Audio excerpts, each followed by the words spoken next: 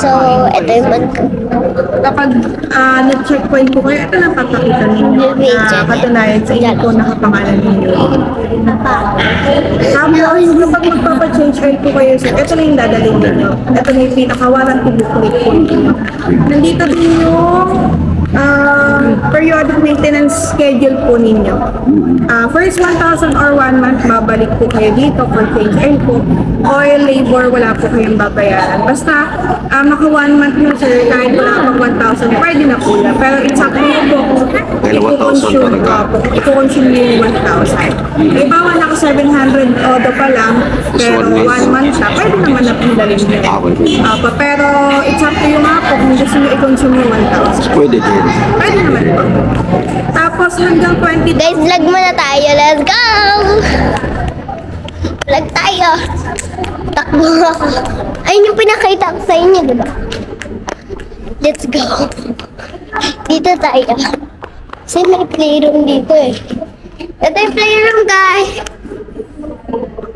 Ito yung playroom niya. Maganda. Balik na tayo. Ay, na pala eh. Let's go.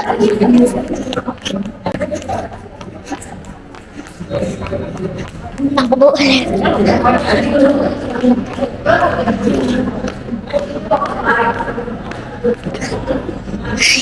So, buwan na tayo ulit. Pagod. Kapal.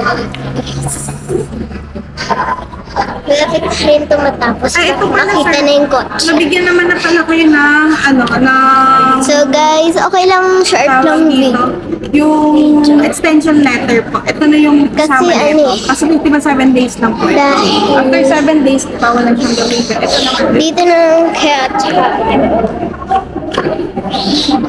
Ito yung little brother ko. Pangalan niya Aki.